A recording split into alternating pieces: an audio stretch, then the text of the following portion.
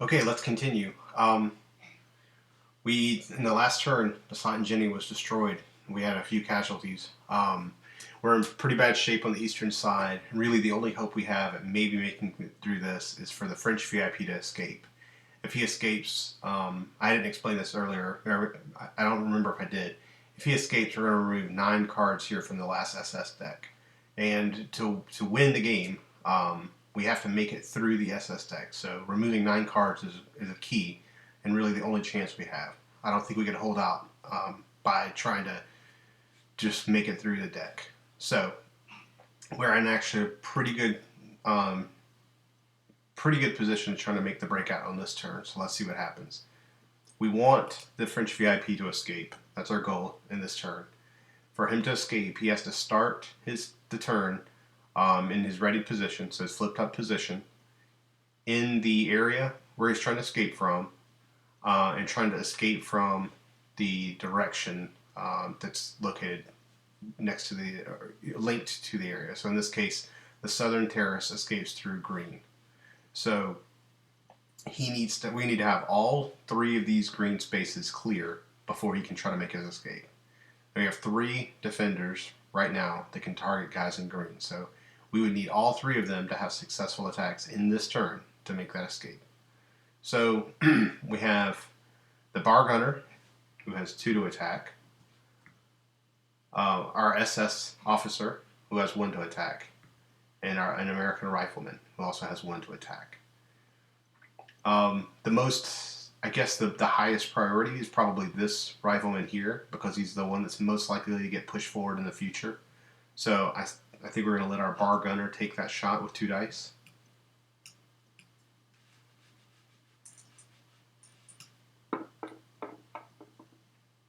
Okay, so he's successful.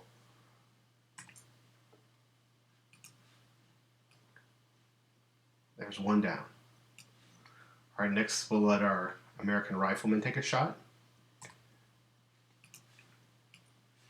And we're going to target the rifleman on the number 2.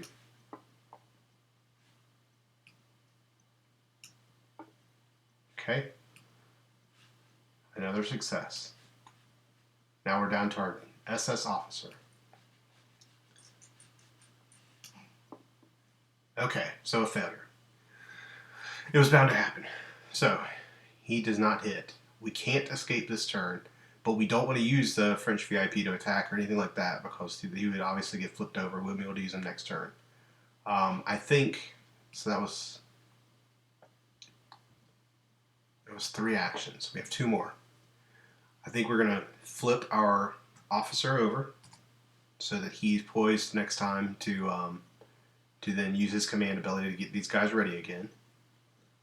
And then we can look at a few different things. I think because Passat and Jenny is in such bad shape, we need to keep our 1 defender who's manning the 30 caliber here, who can continue to suppress.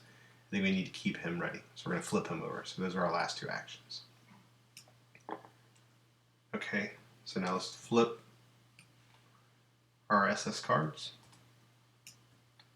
Okay, so 75 millimeter pack 40. So attacking from the east. If it attacks Passat and Jenny, it's no effect, obviously, since it's been destroyed. So hopefully that's the result.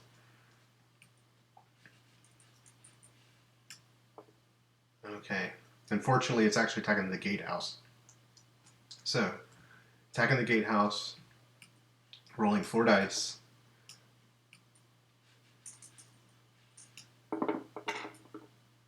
It needed a 6 to do anything because the gatehouse still has a 6 defense. So there's no effect there. That's good. Okay, 88 millimeter. So the Flak 37, attacking from the northwest. So let's first roll the target. Okay, it's going to be the keep. And since it's an 88, it gets 6 dice.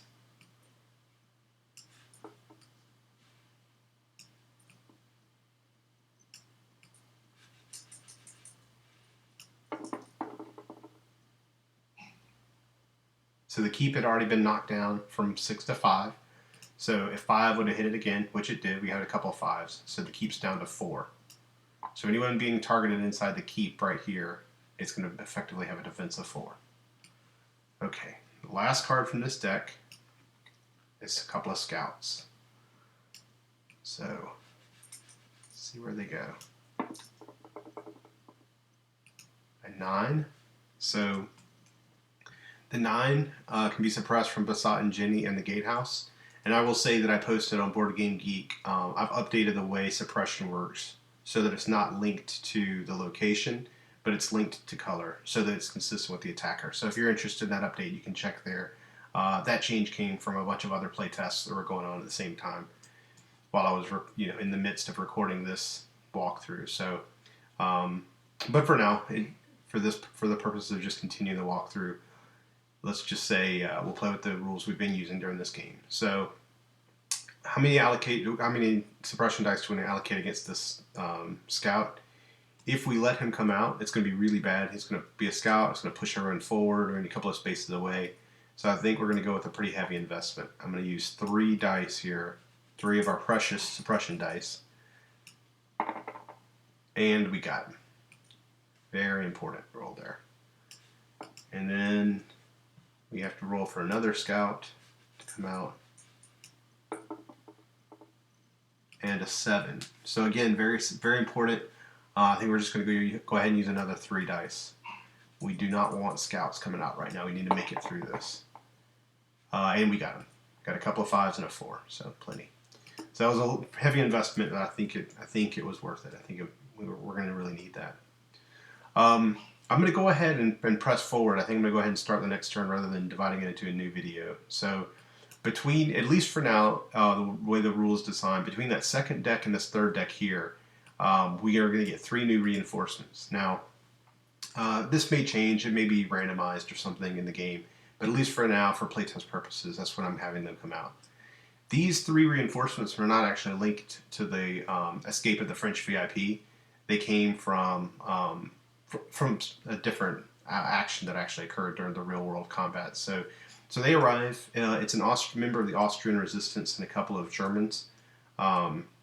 So we're going to treat them just like we treated the initial defenders when we started the game. They can be placed anywhere.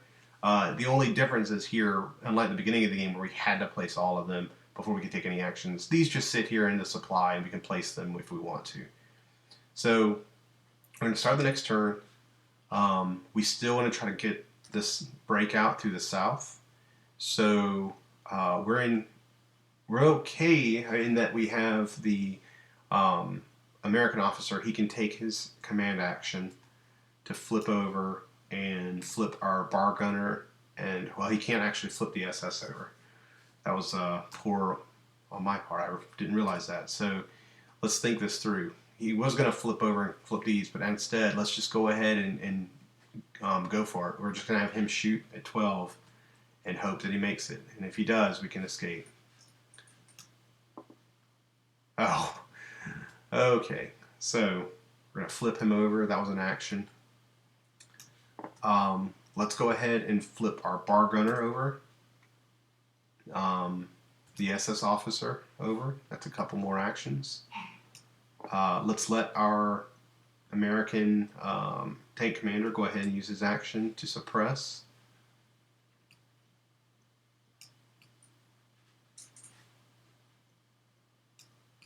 It's another action. And you know what? We just need to go all out on this, getting the escape. So we're going to flip over this American rifleman.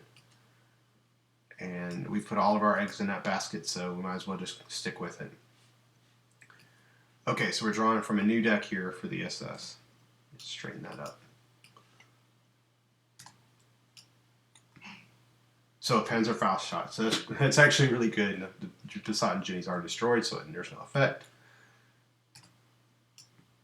Sniper. Okay. Let's roll for the area. Just hope it doesn't hit that French VIP after all this. Okay, so it's going to be targeting gray. And specifically the 4 spot, which is empty. Okay, so we have a really, really good fortune here. Alright, pack 40 from the east If it targets Poseidon Jenny, this will be one of the best turns we could have possibly had. Okay, so the gatehouse. We're going to be targeting the gatehouse with 4 dice.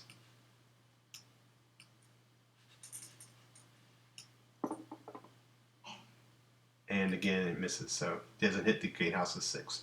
So what a great turn for the defenders there. They were able to posture themselves well for the next turn, and they didn't take any casualties. So I'm going to go ahead and stop the video and record the next turn in a separate video.